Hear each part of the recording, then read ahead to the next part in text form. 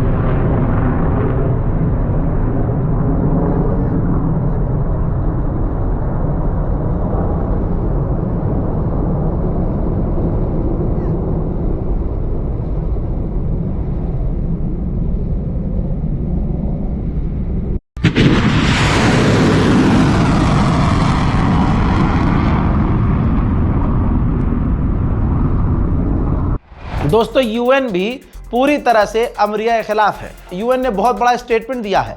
UN ने कहा है कि स्ट्रेट ऑफ हॉर्मूज को मिलिट्री के दम पर, हथियार के दम पर खुलवाना सही नहीं होगा। पिछले 16 दिनों से मस्जिद अल-अक्सा इजराइल ने पूरी तरह से बंद की हुई है और वो मस्जिद अल-अक्सा में अंदर ही अंदर क्या कर रहे हैं किसी को नहीं पता। अरब के हिजड़ों को अब जाकर एहसास हुआ। यूएई और सऊदी अरब ने अपनी इज्जत बचाने के लिए आलोचना की है इजराइल की, और आलोचना के अलावा इन्होंने कुछ नहीं कहा है। उधर ईरान पहले ही कह चुका है कि बैतुल मुकद्दस को निशाना बना सकता है इजराइल हमारे नाम से, तो दुनिया ये समझ जाए कि इजराइल की तैयारी खतरनाक है। वहीं भारत का माहौल खराब किया जा रहा है। हिंदू समुदाय आतंकवादी और देश के गद्दार निकलते हैं, लेकिन इल्ज़ाम मुसलमानों पर लगता है। अखबार आपके सामने हैं। 6 आतंकवादी, हिंदू आतंकवादी, राम वाले आतंकवादी मिले हैं, गिरफ्तार हुए हैं। ऋतिक गंगवार, शिवा राज वाल्मीकि, प्रवीण कुमार और सुहेल। जी हाँ दोस्तों, अब आप देखिए इन्होंने क्या किया था। आतंक फैलाने के लिए देश में 50 जगह अलग अलग कैमरे लगाने की इनकी तैयारी थी, खासकर एयरपोर्ट पर, रेलवे स्टेशनों पर और सेंसिटिव जगह पर। खबर यह है कि इनको गिरफ्तार किया गया है जो पाकिस्तान को सेंसिटिव जगहों की जानकारी ऑलरेडी दे चुके हैं। इतिहास में पहली बार दिल्ली पुलिस को इतना मजबूर और लाचार देखा गया है। उत्तम नगर के मुस्लिम समुदाय के परिवार का मकान गिरा दिया गया 24 घंटे के अंदर दिल्ली पुलिस की मदद से, क्योंकि भीड़, हिंदूवादी भीड़ ये चाहती थी, तो दिल्ली पुलिस ने उनको खुश करने के लिए ये होने दिया। अब भीड़ को एहसास हो गया कि अब हम जब भीड़ तंत्र चला रहे हैं, तो अगर हम मुसलमानों का नरसंहार करने की बात करेंगे भीड़ की तरह, तो पुलिस यहाँ भी खामोश हो जाएगी और हमें मुसलमानों का नरसंहार करने देगी। और दिल्ली पुलिस इसके लिए तैयार है। दिल्ली पुलिस खामोश है। उत्तम नगर में नरसंहार की तैयारी है। उत्तम नगर का हिंदू और मुसलमान जो अब तक साथ मिलकर रहता था, 2 परिवार की आपस की लड़ाई, और जो तरुण मारा गया अपनी ही बदमाशी की वजह से, दादागिरी की वजह से, दोस्तों वो हिंदू मुसलमान का रंग दे दिया गया।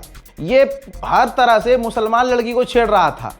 तरुण जो मर गया वो पूरी तरह से बदतमीजी कर रहा था, शराब के नशे में था, उसका पूरा परिवार शराब के नशे में था। भाई होली को कौन शराब नहीं पीता, ये तो सारी दुनिया जानती है। और फुल जोश में था। शराब के नशे में तो कुत्ता भी जोश में आ जाता है, वो भी जोश में था। उसने महिला के साथ गंदी जगह पर टच किया, महिला को छेड़ा, और जब महिला चीखी चिल्लाई तो महिला का भाई आया, कुछ रिश्तेदार आए, वो सामने बात करने गए कि भाई ये क्या हरकत हो रही है। तो वह बदमाश अपने जिम के दोस्तों को बुला लाया। वो तमाम चीज़ें क्या क्या हुई आपको पता है। लेकिन उसके बाद दिल्ली पुलिस का इसमें अहम रोल है कि पिछले कई दिनों से राजधानी दिल्ली के उत्तम नगर में ईद वाले दिन होली खेलने की बात की जा रही है। हिंदुओं को वहां इकट्ठा किया जा रहा है, बुलाया जा रहा है, और मुसलमानों के नरसंहार का ऐलान किया गया है। दिल्ली पुलिस ने मुसलमानों के नरसंहार का ऐलान करने वाले किसी भी हिंदूवादी को गिरफ्तार नहीं किया है, क्योंकि इससे हिंदू नाराज हो जाएगा। और दिल्ली पुलिस की नज़र में कानून बराबर है ही नहीं। मुसलमान होगा तो वह आतंकवादी होगा, और हिंदू होगा और आतंकवाद का काम करेगा तब भी वो ईमानदार होगा। ये देख लीजिए दोस्तों, सनातनी भाव ना क्या लिखा है, लिखता है फेसबुक पर लिख रहा है, और फेसबुक पर पोस्ट करके ये छुपा थोड़ी है, लगातार लिख रहा है। और दिल्ली पुलिस इसका पूरा साथ दे रही है खामोश रहकर। लिखता है ईद के दिन उत्तम नगर में खून की होली मनाई जाएगी, सभी हिंदू खेलने ज़रूर आएँ, और इस बार बटना नहीं है।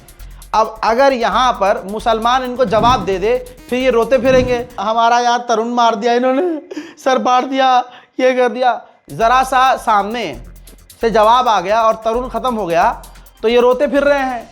अब ये और बड़े लेवल पर दंगा करवाना, जो तरुण ने किया, ये और बड़े लेवल पर करना चाह रहे हैं कि अब मुसलमानों के घर में घुसेंगे, नरसंहार करेंगे, मुसलमान महिलाओं के साथ क्या क्या करेंगे। भाई ये तमाम बयान दिल्ली पुलिस सुन रही है और इग्नोर कर रही है। जैसे दिल्ली पुलिस ने ठप्पा लगा दिया हो कि हाँ तुम्हें जो करना है करो, हम तुम्हारे साथ हैं। आप देखेंगे सोशल मीडिया पर बड़े से बड़े प्लेटफॉर्म हैं, अगर 2 ट्वीट मैं कर दूं ना तो टट्टी निकल जाती है इनकी, गू निकल जाता है, रोना निकल जाता है इनका। मेरे जैसे कोई और पर अब भाई इनका सच बोल दो तो रोने लगते हैं। लेकिन दिल्ली पुलिस साइबर क्राइम का दोगलापन देखिए कि द जयपुर डायलॉग, जो एक बहुत बड़ा पेज है जो आतंकवाद, हिंदुत्व आतंकवाद फैलाता है, आप ध्यान से देखिए, ये भी प्रमोट कर रहा है। उत्तम नगर में इस बार ईद के दिन होली बनानी है, हिंदू को होली नहीं बनाने दी गई थी, तो हिंदू ईद कैसे बनाने दे सकता है? यानी मुसलमान को ईद बनाने नहीं दिया जाएगा, जाकर वहां दंगा फैलाया जाएगा। और ये ओपनली बोला जा रहा है, दिल्ली पुलिस हाथ में चूड़ी पहन के बैठी हुई है। और याद रखना, जो समझदार हिंदू है इस दंगे फसाद से दूर रहे, इन हरकतों से दूर रहे, क्योंकि ये ऑनलाइन जो ट्वीट कर रहे हैं और सोशल मीडिया पर लिख रहे हैं ना, ये खुद नहीं पहुंचेंगे, ये सिर्फ भड़का रहे हैं। पत्रकार एक्टिविस्ट दरअ फारूकी ने जब ये बात लिखी कि उत्तम नगर में बहुत बड़ा कांड करने की तैयारी की जा रही है और माहौल ख़राब करने की तैयारी की जा रही है, हिंदू आतंकवादी संगठन खून की होली खेलने के लिए प्रमोट कर रहे हैं, जब इन्होंने ये कवर किया तो वहीं कमेंट सेक्शन में, जहां पुलिस को एक्टिव होना चाहिए, पुलिस के मुंह पे थूकते हुए हिंदू आतंकवादी आकर लिखता है, वी विल प्ले लाइक 2002, यानी 2002 में जो गुजरात में नरसंहार किया गया था, जिसका मास्टरमाइंड आपको पता है कौन है, ठीक।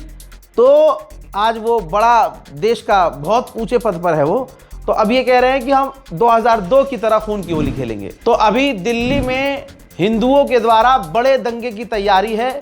मुसलमान के जो टॉप बदमाश घूमते हैं यूं करते हुए, अब वो गायब हो जाएंगे, क्योंकि मुसलमान बदमाश सिर्फ मुसलमान को पीट सकता है, मुसलमान एक मुसलमान पर बदमाशी दिखा सकता है, मुसलमान एक मुसलमान के लिए खिलाफ हो सकता है।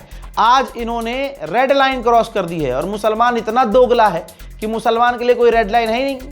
हिंदू समुदाय उठकर हमारे पैगंबर इस्लाम को सीधा गाली बक देता है, हमारे लिए कोई रेड लाइन नहीं। हिंदू समुदाय हमारे पैगंबर इस्लाम के खिलाफ, हमारे सहाबाओं के खिलाफ, हमारे दीन कुरान मजहब के खिलाफ जो मर्जी बोलता है, लेकिन हम इतने हिजड़े मिजाज हो चुके हैं कि भाई हमारी कोई रेड लाइन ही नहीं है।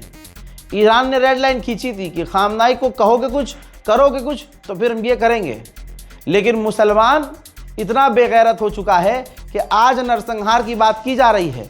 कोई मुस्लिम संगठन मुझे दिल्ली का बताओ, कोई मतलब दिल्ली में 5 एडवोकेट नहीं है, 5 मुसलमान वकील नहीं होंगे, अरे 5000 मुसलमान वकील होंगे, लेकिन 5000 में 5 वकीलों की भी गैरत नहीं जागी है। क्या वो वकील ये सब चीज़ें देख नहीं रहे होंगे? लेकिन भाई कोई मुसलमान वकील आगे नहीं आया है कि भैया ठीक है, इसके खिलाफ हम कार्रवाई करेंगे, हम दिल्ली में एक ग्रुप बनाते हैं और ये जो चीज़ें चल रही हैं हिंदूवादियों के द्वारा, सीधा इसको हाई कोर्ट सुप्रीम कोर्ट लेके जाएंगे, पुलिस तक भी नहीं जाएंगे, सीधा सुप्रीम कोर्ट पहुंचेंगे, हम वहाँ PIL दाखिल करेंगे, सुप्रीम कोर्ट के अंदर जाकर इतना हम मुद्दा उठाएंगे कि ये दिल्ली पुलिस को कार्रवाई करनी पड़ेगी। लेकिन मुसलमान मुर्दा है भैया, मुसलमान पे कोई फर्क नहीं पड़ता, मार्केट भरे पड़े हैं। मुसलमानों का एक चेहरा था खामनाई, जो हमारे लिए रीढ़ की हड्डी था, उनके मारे जाने के बाद और ईरान में लगातार बमबारी के बाद मुसलमानों पर कोई फर्क पड़ रहा है? भाई मार्केट फुल है, हमारे घर की औरतें, मुसलमान घर की औरतें, उन्हें फर्क नहीं पड़ रहा। भाई सूट बनने हैं तो बनने हैं, ईद मननी है तो मननी है, भाड़ में जाए खामनाई, भाड़ में जाए ईरान और भाड़ में जाए ये जंग।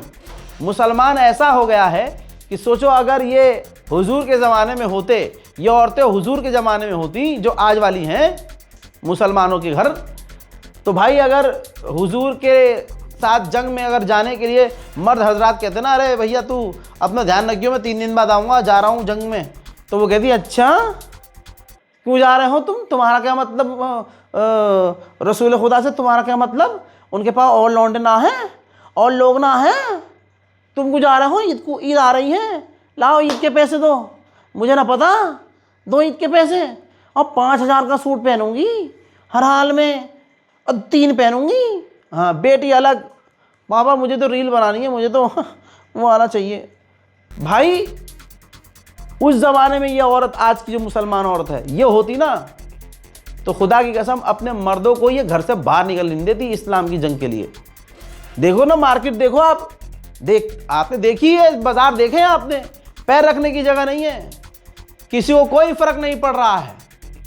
जो ड्रामा कर रहे हैं ना, बड़ा फर्क पड़ा है भाई, फर्क तो पड़ा है।